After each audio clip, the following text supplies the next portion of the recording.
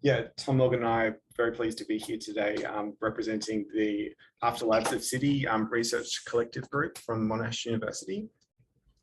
Just checking that you can all see my screen. Yep. And it's nice to see some familiar faces here today. So we're here today to present our recently completed After Warracknabeal project.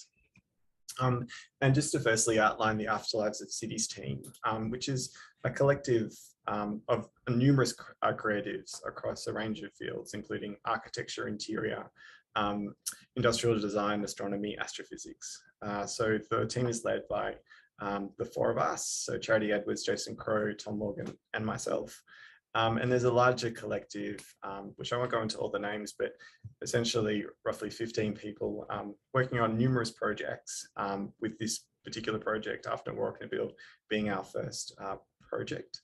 I guess the cool thing about us is, we work under ultimately the umbrella of an institution, a university, and that allows us to take on projects that aren't commercially thought through, that we can be, I guess, extremely creative, experimental with our ideas, pushing, I guess, ultimate what if questions under a practice-led research umbrella.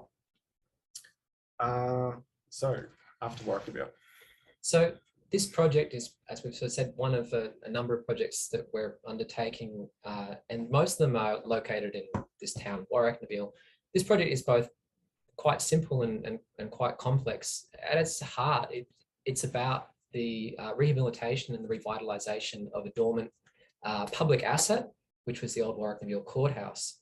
And if we go to the next slide, it's also about the sort of possible revitalisation or reactivation of a large landscape or a town.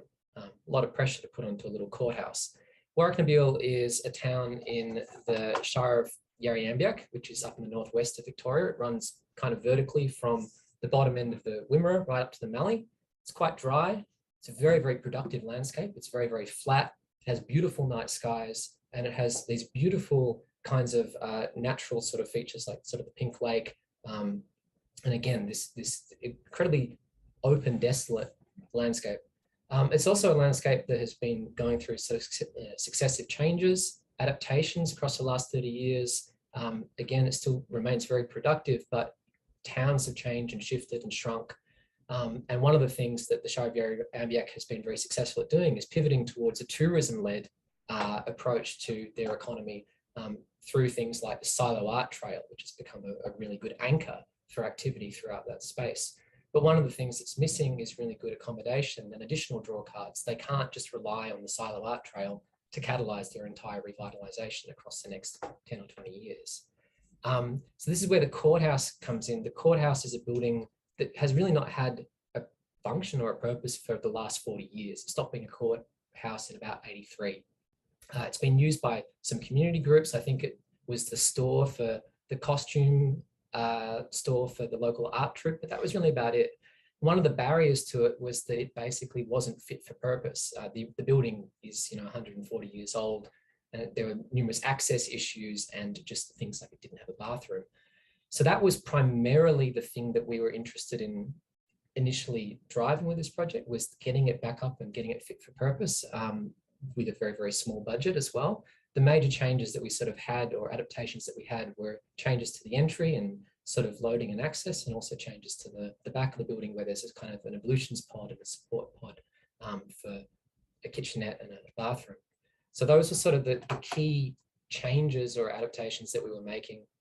And the nice thing about sort of, building a ramp up into the space was creating almost like a little sort of, I guess, it's like a runway. Yeah, that connected back to the sort of the streetscape. And while the ablutions block was kind of an off-the-shelf kind of like ACO pod, there was a nice exercise in kind of cladding it and building this kind of beautiful screen around it. And in both cases, we're sort of riffing off some of the material that came out of initial investigations and sort of interactions with the community, a sort of a language derived from the sort of agricultural machinery and infrastructures at the front. And then at the back, we had a lot of conversations with, weirdly enough, astronomers and we were sort of building off this image of the sort of the deep sky, or the sort of the deep time. And so the cladding is actually a kind of projection of the night sky, both 100,000 years into the past and 100,000 years into the future, sort of hinting at this kind of like, I don't know, presence and weight to this site.